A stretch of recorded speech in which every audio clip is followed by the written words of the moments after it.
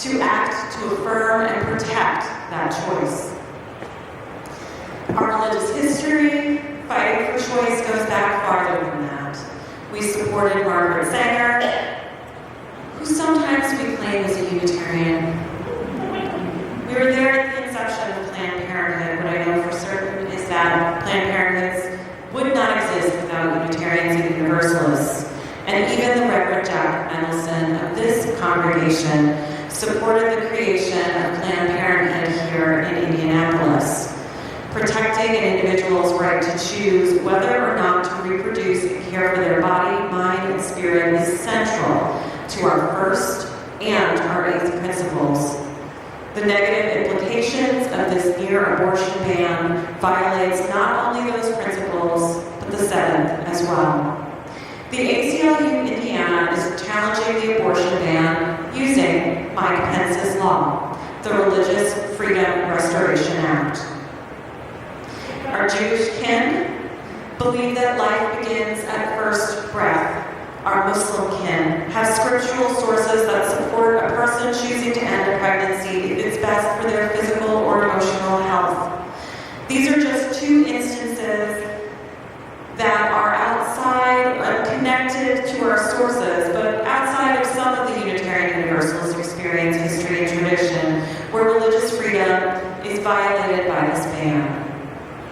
Right now, we were told that the ACLU has no hooks to support a case going before the Supreme Court.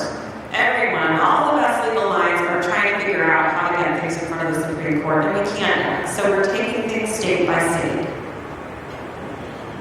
As your minister, I want to say whatever our decision is today, whether we feel called to serve as a plaintiff in this case, if we are needed or not, it's going to be the right choice for our congregation if we get there through honest discernment, conversation, and most of all, centering love. I'm here with the board to support this discussion. And I thank you for showing up at this important time. This is actually a historic moment in the life of the congregation. So thank you for being here and part of this important conversation. Good morning. Good afternoon. My name is Is it? Oh, what? Yeah. Good morning. I'm Becca Miller, Vice President of All Souls Unitarian Church in Indianapolis. I declare that the special congregational meeting is now in session. We have time for questions and answers. We do have time for questions and answers. We have them all. I'm sure you all do. Are there any questions? I have two people that can take them. They're going to start at the front and move back. So that is Allison and Mrs. Rex.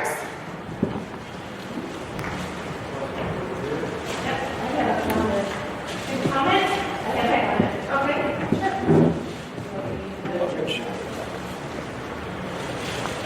I'm Helen Flyer, and I have been around here since 1974. And I remember turning on my TV one Sunday evening and watching the news, and I saw Connie Rauterbush and Mary Branson marching in the protest to get Planned Parenthood settled in the city. And if they can do it, I think we can do it too. Thank you.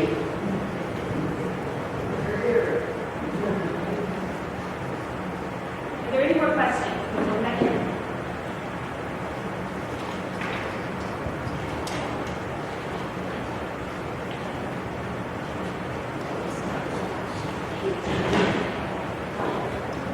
Good morning. My name is Fern Page, and I'm concerned about the plaintiffs in the case.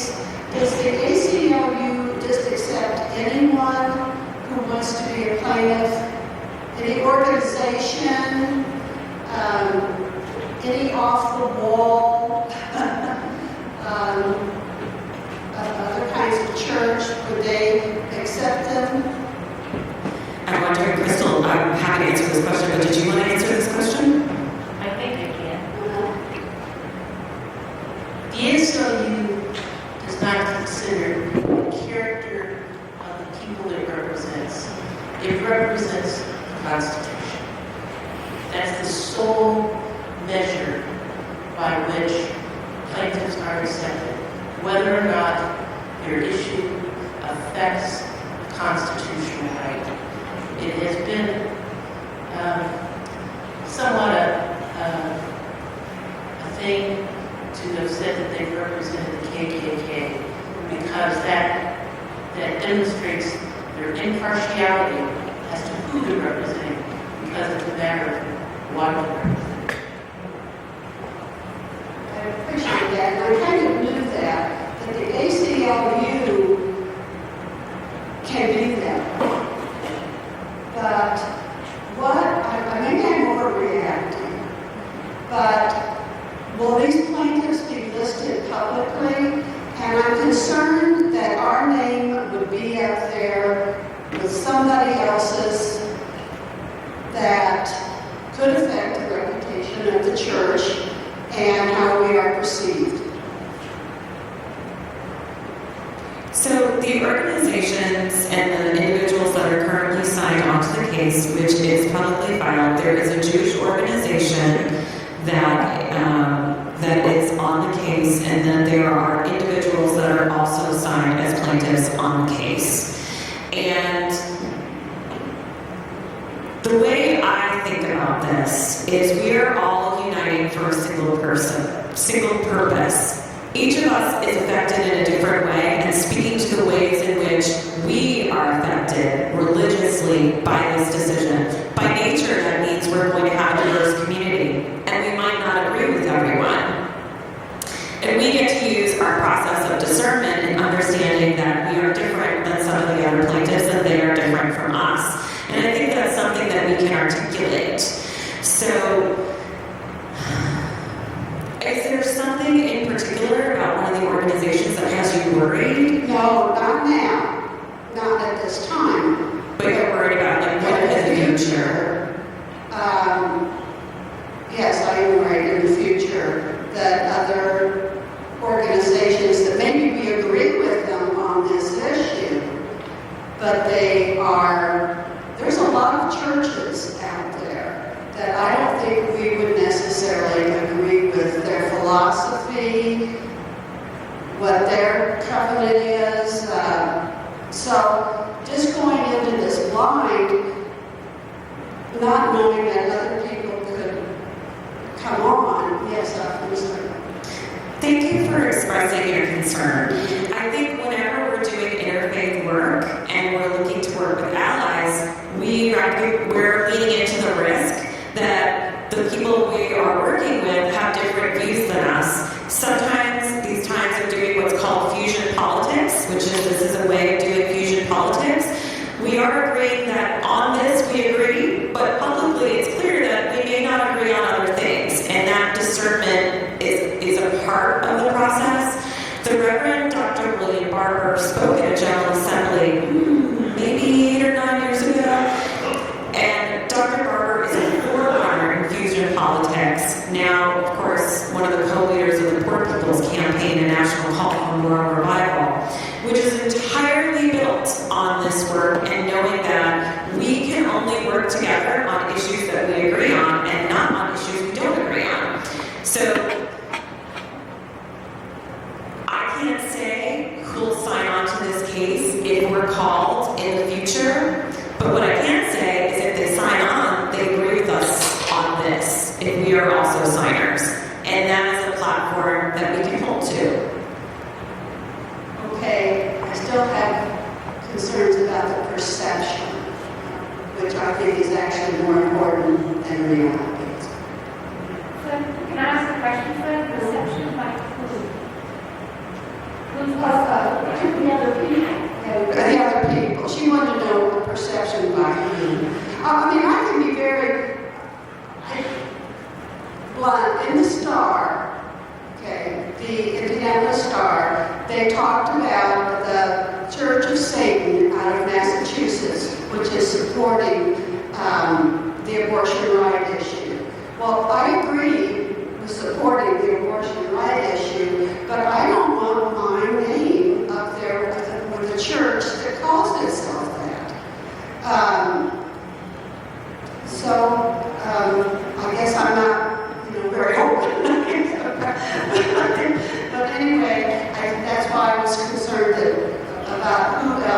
join on as being the plaintiff. Can I offer one point of clarification? That case happened as well. That is a third case that the ACLU is bringing. So they've got three cases in play. One with Planned Parenthood, one about referral, and the third one is with this group. So this particular lawsuit that if we were called to be signed on to, that plaintiff would not be on this lawsuit. Rex has someone. I think this is a women's rights issue. This is a bunch of men trying to put women in their place and is again subjecting us to their will. We do not make men get vasectomies after they've had a child or bear one out of wedlock. Why should we punish women and make them bear children from men who do not wish to take the responsibility or can't, or make women do it when they're unable to financially or mentally? I think it's our obligation to support women in their whole being, and that includes their reproductive rights.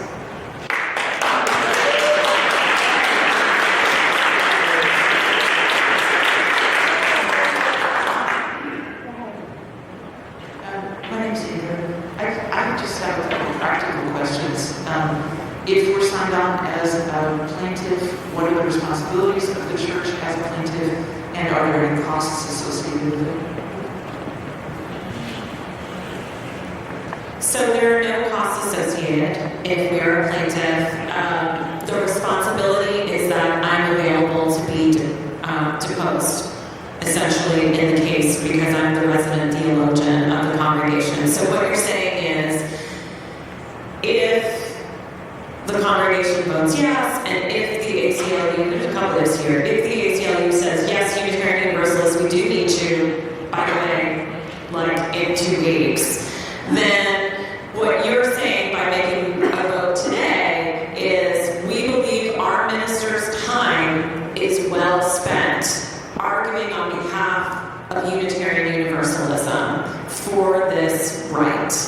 And that means, maybe I won't make a worship meeting, or I can't go to a board meeting one night, because you said, we want you fighting for the rights of people who have a uterus.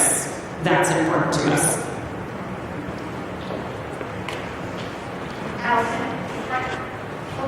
Hard to see everybody.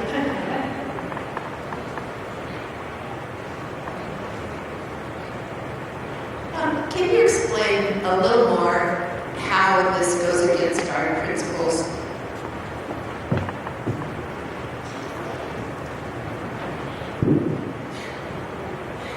We're discussing if I should just hold on to the mic. But no, you get to hold on to the mic. Because this is a conversation. So as Unitarian Universalists, we're the place where religion and reason meet. And that means we can look at science, and we can look at facts, and we can make determinations.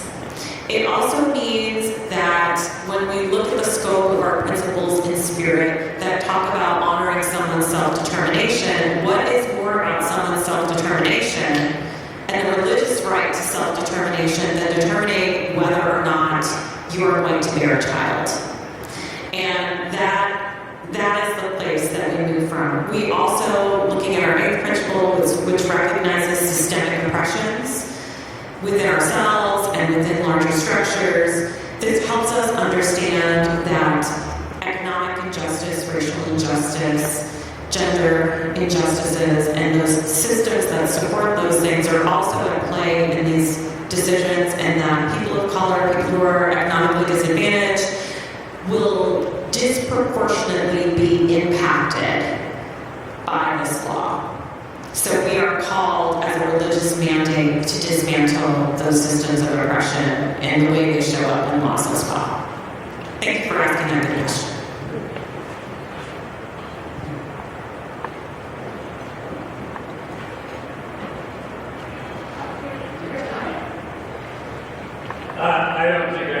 microphone. I just had a few technical questions. Assuming that we join the lawsuit, do we have our own attorney that we pay? Hopefully somebody who's an attorney that's already in our congregation. We have our separate attorney to look after our interests as part of the lawsuit, or do we simply give some money to ICLA to help pay their attorney? I'm just kind of, curious about that factor. My personal feeling is we ought to have our own attorney to look after our interests when the plaintiffs, get together and start talking about what kind of speeches to make in the court. That we have our attorneys there to look after our interests. That's my personal opinion. But maybe we're just going to simply pay there. Just a technical point, I'm curious about it. Thank you so much, John, for asking this question. So the ACLU attorneys are paid by the ACLU. We do not have a financial cost in this process at all. I mean, if we say as a congregation we ought to be giving to the ACLU, I say amen. That, these are some of the hardest working attorneys in the country all the time. And that's a determination that the congregation can certainly make, but we do not need to give to financially support the ACLU attorneys in this case. We do not have a separate attorney and would need a separate attorney if we were dealing with the ACLU. I would consult with the Unitarian Universalist Association and reach into our network of supports through the UUA and ask for additional assistance from the UUA, because this is a place where we are defending our rights as Unitarian Universalists, as well as the rights of our kin who do not hold the same theological beliefs as the people who are forcing this law on people's bodies. So we would be tapping into the UUA, but not having a separate attorney. Does that answer your question, John? Did I get all of it? I think that maybe there's a little piece, John, the kinfolk would be our attorney, and he would have the same ethical considerations of any attorney representing the congregation. So he would be obligated to consult with the congregation as to settlement. I can't hear you. Sorry. Better? Kinfolk, as a licensed attorney in the state of Indiana, would have the same ethical obligations to all souls as a client as any attorney would that would be representing the congregation. For instance, he could not enter into a settlement agreement without the consent of the congregation. He would be ethically bound to represent the congregation as he would any other client, he and his staff.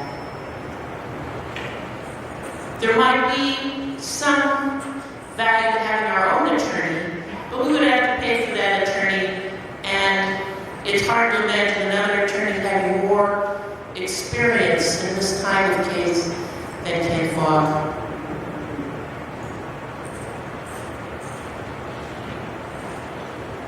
Any more questions or comments? John Murphy.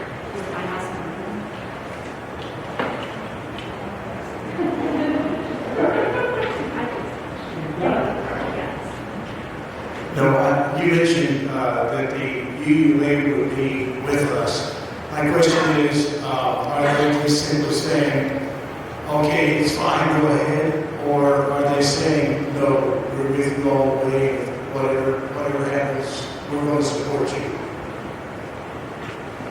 So at this last General Assembly that I spoke about at the start of this session today, we, as an association of free congregations, chose to make an action of immediate witness, a public statement calling on all congregations to respond to support choice. So that is the UUA.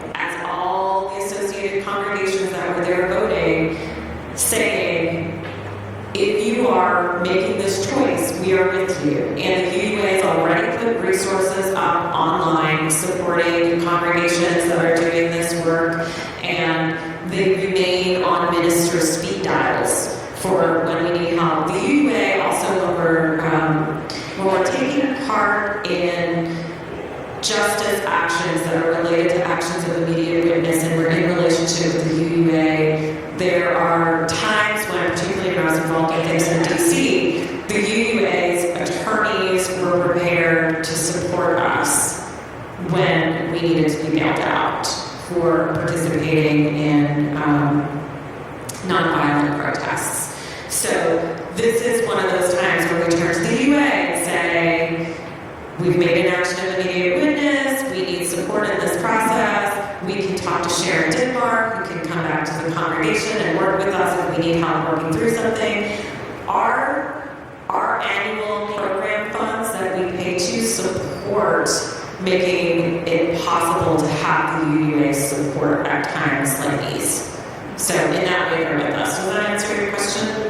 I'm a little Sunday brained, so I can talk around things. Okay, thank you. Any other questions, comments, concerns? Okay. I'm calling this meeting to order once again, and I'm declaring a quorum. Section 5, Article 3 of our bylaws require that 20% of the active members be in attendance to declare a quorum. A quorum will be 41 people. We have a quorum of 56, so our active members at the meeting, so I declare a quorum. Guess what? I declare a quorum. Please note that the active members are those who have pledged and signed the membership book, but our bylaws limit voting to only voting members. Voting members must be active members who signed the membership book within 3 months prior to this meeting, as stated in Section 2, Article 2 of the bylaws. If you are not a voting member, you are welcome to attend this meeting, but please do not vote, which means you also don't get a new card, okay? So our bylaws require that the business be done at a special meeting of the congregation will only be the agenda announced for the meeting in advance. So nothing else is going to happen here except for what was announced to you earlier and why you know you're all here. Just putting that out there. The agenda for this meeting is to vote on whether All Souls should become a plaintiff in the ACLU's RFRA, also known as RFRA case, against the state of Indiana if an additional plaintiff is needed. The motion, as published in the meeting announcement, is as follows. No, it's not as follows. You need to make the motion, right? Sorry, I'm new to this, guys. Sorry, I apologize. So I need to have someone make the motion. Jean Miller? I move that All Souls is called upon to be plaintiffs in the ACLU lawsuit regarding the abortion ban in Missouri. Do I have a second? Choose anybody. Victoria? Thank you. It has been moved and seconded that All Souls Indy should become a plaintiff in the ACLU's RFRA case against the state of Indiana if an additional plaintiff is needed. Is there any further discussion? It's your last change, folks. I'm so excited. See, I will now call for the vote. All in favor, please raise your yellow card to say that you are in favor. Hey, Bill Kane, can you take a picture of this in the back? Yes. Petra had to leave. So you're holding there two, one for her? Yeah, she gave her. Okay. Rex, she has to be present, so no. We're doing it from the back, okay? So we're having counting going on, guys, to let you know what's going on.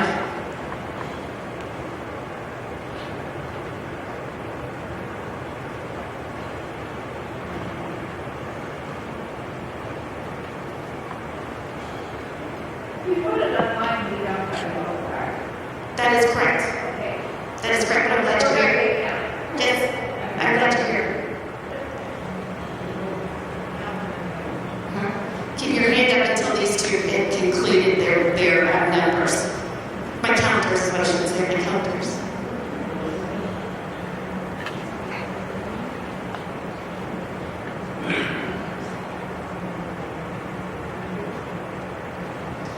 All right, everybody keeping their hands down now.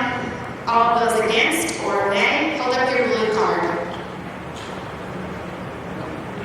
No pressure here. And you didn't hold up anything if you have an extension. So there, get the number from you guys. 56, here's unanimous, you guys. Plus 19 absentee. Excuse me, plus 19 absentee, my apologies, absentee. So, how much is that all about? 75. 75.